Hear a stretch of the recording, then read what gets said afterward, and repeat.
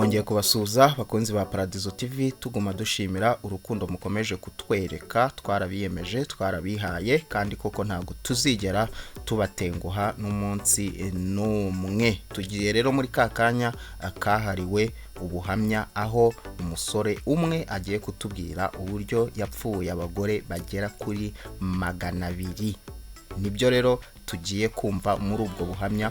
Nucikwe 5/5. Niba utarakora subscribe, kora subscribe, kore no kunzogera iri ku ruhande kugira ngo utazajya ucikwa n'ibyiza byinshi tugenda tukugezaho. Izino mupfubuzi ni rimwe mu yamaze igihe kitari kirekire cyane mu Kinyarwanda, ariko rimaze kwamamara cyane kubera ingingo rishingiyeho yo gutera akabariro.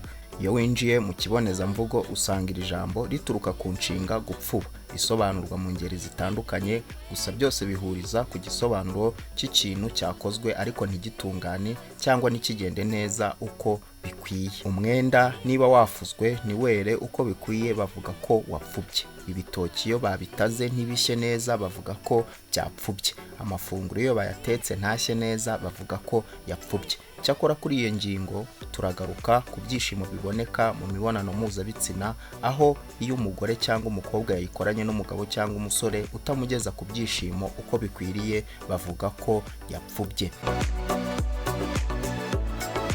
Abahanga mu by'imibanire bemeza ko gupfuba mu mibonano mpuzabitsina ari imwe mu mvano y'umunabi, umwiryane, umushiha n'ibindi bishobora gusenya urugo cyangwa umubano w'abakundana. Uzasanga bamwe mu bapfubye mu kwiha amahoro bajya gushaka ababapfubura aribo bitwa abapfubuzi. Bamwe mu bo twaganiriye ntibahuriza ku gihe abapfubuzi batangiye kwitabazwa muri ubu buryo, ariko bose bemera ko bihari kandi bikorwa. Hari n'uwatubwiye ko hari ahantu hamwe mu mujyi wa Kigali babarizwaga ubashakayo akabasangayo, nk'uko n'undi ushaka kugira icyo agura agisanga mu iduka. Cyakora uyu munsi aho ikoranabuhanga rigeze hahinduye n'uburyo ubupfubuzi bukorwamo. Birahagije kuba umukeneye ukamuhamagara cyangwa ukajya ku mbuga nkoranyambaga zizwi n'abakenera iyi serivisi.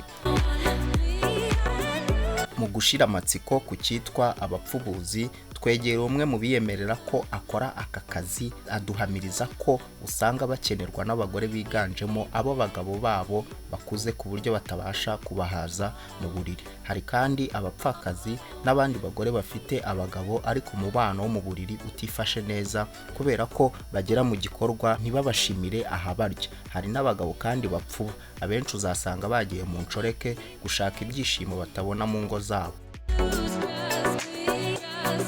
Aba basore b'abapfubuzi ngo bazwiho ububasha bwo kuba bashimisha cyane abagore mu mibonano mpuzabitsina ku buryo bituma nabo babaha buri kimwe cyose bifuje. Uyu musore utashatse ko amazina ye amenyekana twise Byiringiro, atuye mu murenge wa Nyamirambo, akarere ka Nyarugenge. Yiyemerera ko ari umupfubuzi ndetse bimutunze nk'akazi kose umuntu yakora kakamwinjiriza agatubutse. Uyu musore w'ibigango agwije imyaka 36 y'amavuko, ngo ku kwezi abasha kubona nibura 300 ahabwa n'abagore baryamanye iyo byagenze neza. Aya mafaranga ashobora no kuzamuka akaba yarenga 600. Ni ibintu amazemo imyaka 5 aho akundana n'abagore bamuruta, yewe banafite abagabo cyangwa se bapfakaye.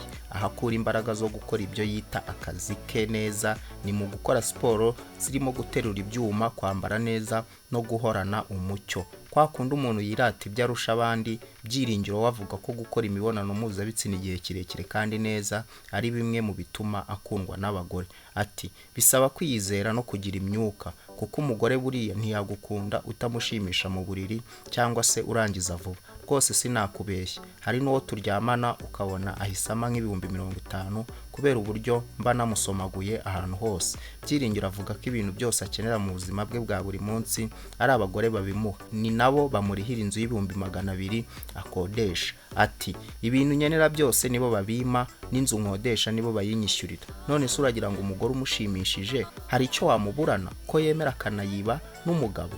Ngo buri mpera z'icyumweru abagomba gusohoka afite amafaranga 50 cyangwa 60 abagore batandukanye apfubura baba bamuhaye. mu cyumweru Byiringiro ashobora kuryamana n'abagore batatu. Mu kwibazaho izo ngufa zikura, yahishuye ko hari ubwo yifashisha imiti yongera imbaraga mu gutera akabariro kugira ngo ashimishe abakiriya be. Ati yego si buri munsi nkoresha imiti nk'iyo, ariko iyo nshaka kwemeza nk'umugore, nshaka kumuca ku mugabo we cyangwa azajyama buri kimwe cyose nshaka, hari ka Viagra ndakanywa, tangawizi n'ikawa nyinshi, kandi mbere yo kuryamana nawe nkabanza nkarya umuneke. Ni akazi katagira imbogamizi. Byiringiro avuga ko mu bibazo ahura nabyo harimo abagore bamusaba ko baryamana nta gakingirizo, ku buryo ari byo bijya bimutera ubwoba ko ashobora kuhandura indwara zirimo na virusi itera sida. Ati bibaho, hari abambwira ngo turyamane nta gakingirizo nkabyanga, ariko iyo mbonye ko bafite agafaranga mbasaba ko tubanza tukajya kwipimisha kugira ngo tubikore.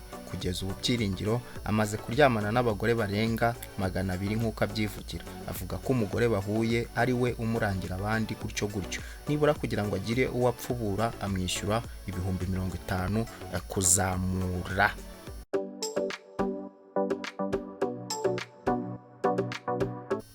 Ngaho rero nguko bwari ubuhamya bwa Byiringiro, izina twahinduye ko atashatse ko amazina ye ajya hanze. Amaze gupfubura abagore barenga 200 bose. Uranyumvira? Ngaho rero nguko ni Paradizo TV, twarabiyemeje, twarabihaye, kandi koko ntago tuzigera tubatenguha n'umunsi n'umwe. Niba utarakora subscribe urimo uracikwa. Kora subscribe, kore no kunzogera iri ku ruhande kugira ngo utazajya ucikwa n'ibyiza byinshi tugenda tukugezaho umunsi ku munsi. Nyagasani akomeze abahundagazeho imigisha mu byo mukora byose. Muhorana nande na Bukadiv, reka tubonane mu kanya.